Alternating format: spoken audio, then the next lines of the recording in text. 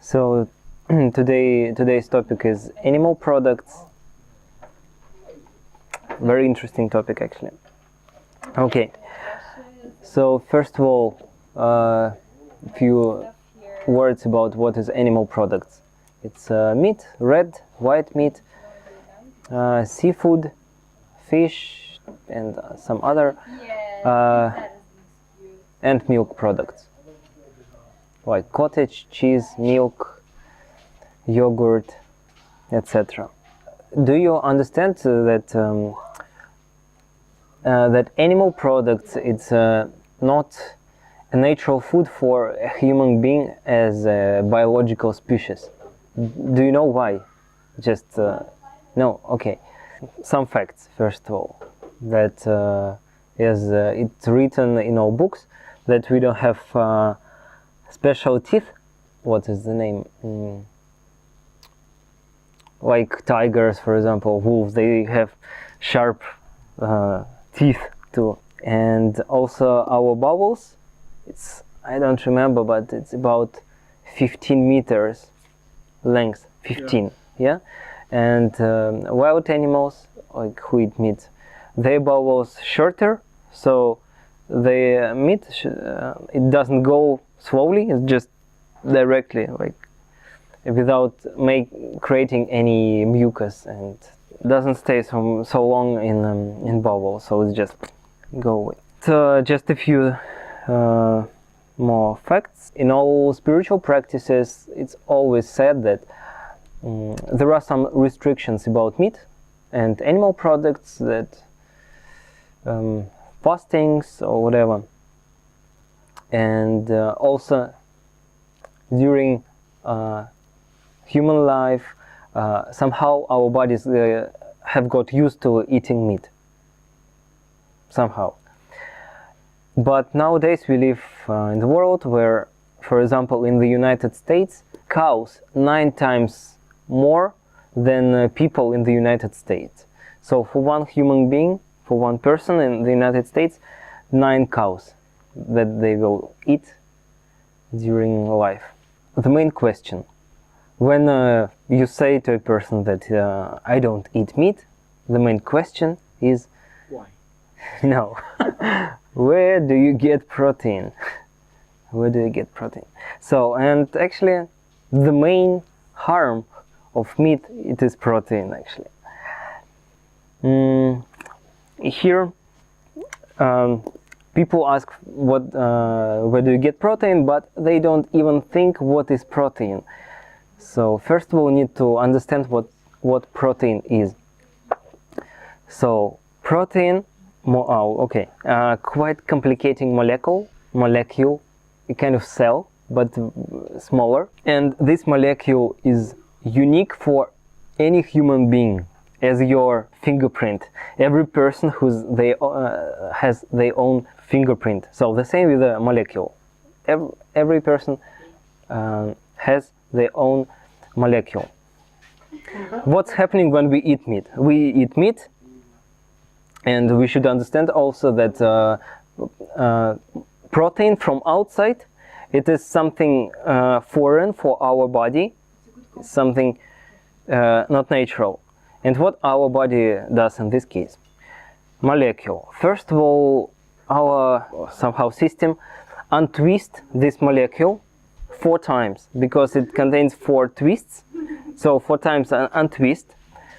Then there are essential amino acids that also spread somehow, if I'm not mistaken. Unscrew, then separate on amino acids, and only after this, from these like basic things, our system, our body creates its own protein by combining and again screwing. So just you need to understand, it's a very complicating process to synthesize, to change animal protein to your protein. So it's clear that it's much more easier to synthesize from low molecular things your own protein. especially it's vegetables, fruits, etc. And one doctor or one person said that life is existence of protein bodies. So everything is a kind of protein bodies. And here also need to understand what is low molecular protein. First of all, it contains less amino acids than in animal protein, for example. And it's easier to separate and work with this combination. Or it also can be basic amino acids, and they're not screwed.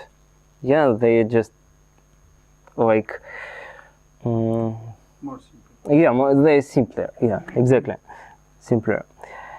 And talking about essential amino acids, there are about 12 or 13 amino acids, like B12, you know this, amino acids. And you should know that there are no essential amino acids in vegetable food. So you cannot, if you eat fruit, you should know that there is no amino acids. And doctors say usually you should eat animal products, otherwise you will die. There is no amino acids that you need. But they forget about our microflora, our bacteria that live inside of us. It's quite important to remember about our life microflora in our bowels. That, by the way, synthesize and work. Okay, synthesize protein and essential amino acids. How? Bacteria in our microflora, they eat fiber. We don't have ferments to work, to absorb anything that we need for our bodies from fiber, nothing. But our bacteria in our microflora, they exactly eat this fiber. They need it. Oh yeah, thanks. You will cut it, yeah. Our bacteria in our microflora, they eat fiber from vegetables, from fruits. And they synthesize protein and amino acids. But in case that your microflora in that condition that can work there, how it works? If you ask a vegan, where do you get protein? From beans, from nuts. Okay, but there is one more thing, that our bacteria, they live, reproduce, multiply. Yeah, they eat, reproduce, and they die. And as you know, that life is it's existence of protein bodies. So they die, and our body somehow absorb this bacteria, and bacteria contains of protein, and our body take this protein.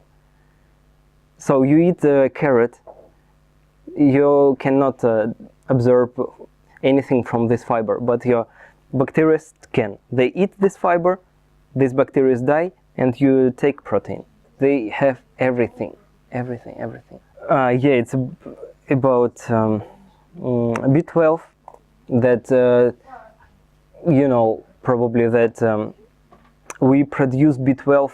We have thick bowel and thin bowel. I don't know exactly a medical term for this, but something like this, like thick and thin. We produce B12 in thin bowel, but we absorb B12 in a thick bowel that above of thin bowel. So it's absurd. So somehow God created us that should be different. You understand what I'm trying to say?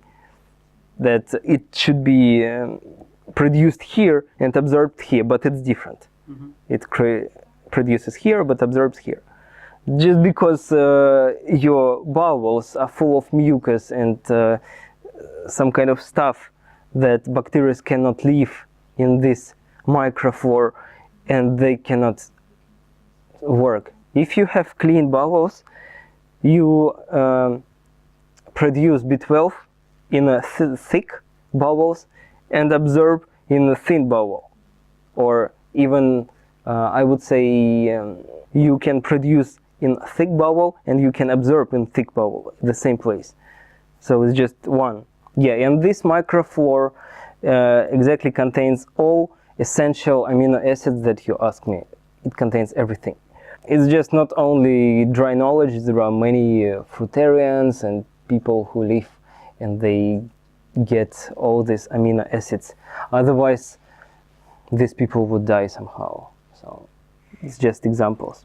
Some more things. When we eat protein from animal protein, our body sees as like toxic attack for our body, and it's attempt to get in our info field, in our cells structure. That's why when we digest our animal protein, our body produces during this digestive process toxins. These toxins, they are close to harm of chemical toxins, very similar. But somehow during life, our bodies somehow get used to these toxins and they know how to work with them.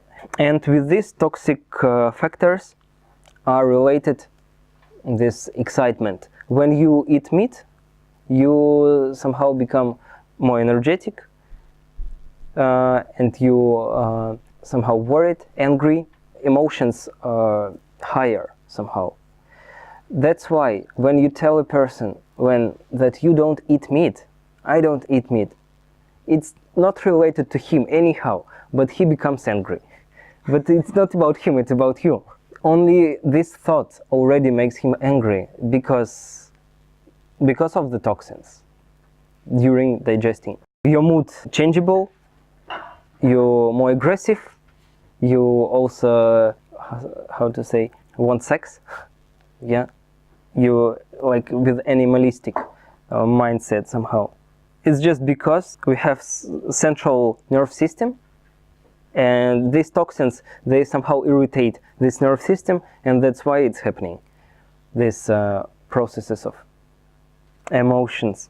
And what doctors say that the main benefit of meat is protein, and as you just realized that protein is the main harm at the same time for our bodies. And also these toxins from meat during digesting, they also they work like drugs. You become addicted to meat. For example, if you have some health problem and you go to a doctor and the doctor says, okay, you'd better stop eating meat, but you can eat seafood and some other animal products. It means that you can get any amino acids and protein from other animal food. But it's the most difficult step to stop eating meat for people anyway, because it makes you addicted to meat because of toxins. If you eat meat from a farmer, like that we have here, for example, around, this meat doesn't contain any toxins. In the first lesson I said that there are two kinds of toxins. Toxins from outside and toxins from inside. During digesting, your body creates these toxins, digesting this kind of food. Like fried, once again fried, animal products, especially meat, and smoked food. 3 types. Remember, if your microflora and bacteria is in perfect condition, like clean, your bacteria can work and can create this protein that I mentioned before. But if you're a vegan, for example, a vegan who eats cooked food, you have mucus anyway, so you have to eat something outside, like beans, yeah, to get protein. But even from beans, protein is harmful. Yeah, we will talk about it when we will talk about vegetables and beans. So once again, animal products poison our organism, and the reason is protein. And during digesting, they create toxins. And one of the reasons, it's also rotten poison. You know, when you meat, especially meat is our bowel. Once again, our bowel is about 15 meters, right? So while it's going very slowly, it's not like underground or subway. It's very slow process. They rot, yeah. So, and during this rotting, they create some toxins as well that calls rotten poison, something like this, during this process. And there is one example connected with this poison. It's torture from Korea. I don't know south or north. Prisoners had to eat meat, if I'm not mistaken, pork, maximum 40 days, 30-40 days, they die. After 30-40 days, they die. They eat only meat. Why it happened? And beside of these toxins, also need to say that animal products, they create mucus and salt, like in our joints, muscles. And if we here also we need to understand that the quality of mucus between from vegetables, cooked vegetables, especially meat, is different, completely different. It's easy to see, for example, a person who has running nose, has a cold. If a person has a running nose and has always like water from his nose, so it's easy for him to get rid of this. And one person who always has kind of mucus in his nose, but he or she cannot get rid of this. He always has it here, just very difficult for him or for her. So it's quite solid. Mucus from meat, from animal products, it's quite solid, and it's fat soluble. You know this word? Fat soluble or liposoluble. Somehow you can get rid of this mucus using some fat, some oil, I mean. And mucus from vegetables, it's easy to get rid of with water fasting or whatever. Mucus from meat, it's more solid. And also need to understand here that toxins from meat, that during digesting, they lead to blood pressure and all the actually diseases that are related with heart diseases. If we compare, for example, if we take 1 kilo of potatoes and 1 kilo of meat, first of all, the quality of mucus will be different after digesting, and also the amount of mucus is different. If we take 1 kilo of potatoes, it will be 1 kilo of mucus that you will need to get rid of, or you will keep it inside. And from 1 kilo of meat, it will be not 1 kilo of mucus. It will be much less. I don't know exactly, but it's less, but solid. And it's interesting, yeah, to mention that in books about medicine, it says that it's normal when you eat meat and you have some rotting during digesting. So it's quite okay, just because they don't work with people who doesn't eat meat. That's why. And to understand how many these rotten processes are going on in the body, it's easy to understand because of smell in the toilet and sweat especially. And yeah, in public toilets especially, it's such a smell. Talking about meat, cholesterol, you know cholesterol? Mm-hmm. Yeah. So cholesterol. There is cholesterol in animal products. So when you eat meat, our body somehow, there is too much cholesterol. Our body cannot deal with so much cholesterol. So that's why it goes to our vessels. Eating all the time meat and animal products, your vessels become very narrow, and so sometimes blood cannot go through, and you've got heart attack or some other injuries. Talking about when you change diet, for example, like when you change diet, you start going from the most harmful products to the less harmful. For example, to red meat, then white meat, then fish, seafood, and milk products. Eggs goes after red and white meat. Yeah, eggs. Yeah, we forgot. And at the end, it's milk products. So that's all about meat. Now interesting, it's milk products. One of the differences is that milk, okay, people take milk without killing animals. They take. This is difference, and that's why there is no hormone of stress hormone in milk in comparison with meat. For example, if you kill an animal, it contains stress hormone. And these hormones here, by the way, they lead to high pressure, blood pressure, these stress hormones. But milk products contain opium hormones. You know this hormones, I told already. It's a kind of drug. It's, for example, for a calf, small cow.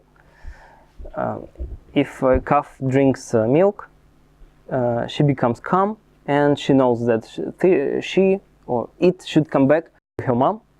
So that's why people also say when they drink milk, they become calm. And also sattvic food, yogic sattvic food, they also, yogis drink milk because it makes you calm. And here also need to understand that concentration of opium hormones very low in milk with comparison with the other milk products that we know, cottage, some yogurt, and the highest concentration of opium it's in cheese. That's why it's extremely difficult for people to stop eating cheese because of this. And also concentration of protein is the maximum in cheese. This is the difference between milk products. Just concentration of protein and opium. Milk products also create mucus, and it's a little bit more liquid if we compare with meat, but you cannot, I don't know, liquefiable, if you know this word. Liquefiable. So you cannot get rid of this mucus created eating milk products using only water. You need fat, oil, for example. So it's similar to meat. And there is one example. There was, it's one of the patients of this doctor. One girl, now she is a woman and a Rotarian many years, but she used to live in the countryside with her family, and they had cows, and they drank milk like water. They didn't drink water, they drank only milk, just because they had a what.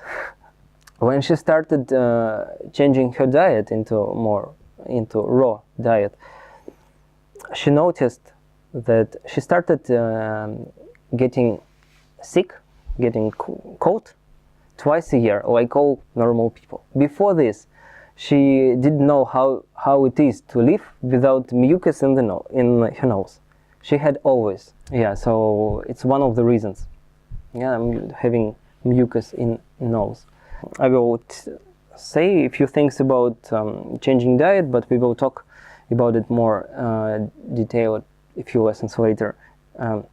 So once again, if we live all our life and we have been eating animal products, our body somehow knows how to deal with animal products and observe all what we need. And if we decided to change our diet to become vegans, for example, one day, your body will be confused where to get all these amino acids, essential amino acids, proteins, and some other stuff. So when you change diet, it's quite important to eat less animal products, yes, but at the same time to leave some animal products just to compensate for your body, to have some compensation in essential amino acids and protein. And yeah, one more thing about protein in milk products. I have already told once, but I will repeat that proteins in milk products are very similar to our proteins that in our bodies. So what is happening when we drink, for example, milk, and we have also some antibodies, white bodies in blood, in immune system that work with some cells that from outside, yeah, something from outside. So when we drink milk, for example, these proteins in milk are very similar to our proteins. This our immune system is confused. Should we get rid of this or leave it? And in some point, our immune system is confused that she starts getting rid of it and kills our own protein cells. And from here we have immune system diseases. For example, what is the name? When you cannot eat sugar, diabetic diseases. For example, these ones. One of the most important things about milk products. And here also need to know that vitamins in animal products are already somehow in a ready condition that we can eat animal products and we get it. But if we eat vegetable products like beans, vegetables, fruits, our microflow have to work with it and synthesize from this. And synthesis of vitamins goes in two ways: in our liver and in our microflow that is in our bowels. And if we change our diet, our liver very quickly is getting used to synthesize some vitamins, but our bowels full of mucus, so it takes time, sometimes years, just to have normal microflora that can work with vegetables, with fiber, yeah, to create their own vitamins and amino acids and protein. So a few more things. During rotting, when we eat animal products, somehow we give life to bad bacteria, pathogenic flora. You know this word, pathogenic? So it's bad. We have, in a perfect condition, we should have two kind of bacteria: bifidobacteria, bifida, yeah, and lactobacteria. 10%, about 10% of lactobacteria, and about 90% of bifidobacteria. So they work, and our body is happy. But if we eat some animal products and there is rotting, we give life to bad pathogenic bacteria. That becomes a reason of many diseases that are related with some diseases.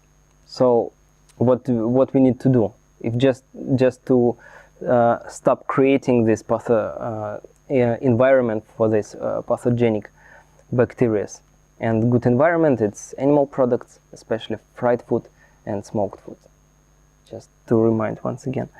Any bacteria, good bacteria or bad bacteria, they just live with particular food and particular conditions in our body.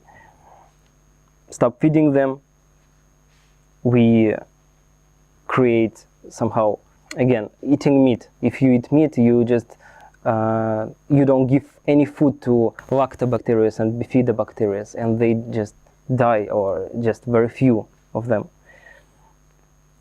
So we can change, we can decide what kind of bacteria we can have. And a few more things. Besides toxins that we have during digesting of animal products, we should also understand that the quality of animal products in the shops, they are not the highest quality. They're full of hormones and different kind of chemicals, antibiotics, exactly, antibiotics. And there is one rule in animal production, that there shouldn't be any leftovers. By leftovers, I mean they sell not only meat. If they produce a cow goes completely, not just meat, everything. Yeah, bones to make sugar white, for example, and people who eat sugar, they think they're vegan, but they're not vegan because it's made of, yeah, bowels, and what is in bowels as well. Not only, they don't clean it. And as I said, that about 30 years ago, chemical production and chemical corporation and food corporation, they united, become one. And what was inedible years ago now becomes edible. So these bowels and etc., we have sausages and some other, they just become edible because they put a lot of chemicals, and it tastes good now, and color is good. One more thing, that some people actually don't eat meat, but they don't call them vegetarians or vegans just because they eat sausages and some products that looks like animal products. I mean sausages, for example. Yeah, for example, they cost cheaper than meat. How is it possible? Also, workers, they have to spend time to make these sausages. It's time, resources, so it should be more expensive, but it's cheaper. How? Just because there is no meat. There is all this from animal, like bowels and the pom-pom, etc. They just boil it, do some operations and mix it and put chemicals. That's it, sausage for you. But there is no amino acids, essential amino acids that we talk about. There is protein. How much? Just a little bit. Yes, there is protein in meat, but not in bowels or some other stuff. So that's why many people, especially from poor regions, they eat meat just once a month, I don't know, once 2 months. Just because other time they eat these sausages and this kind of meat that is not meat.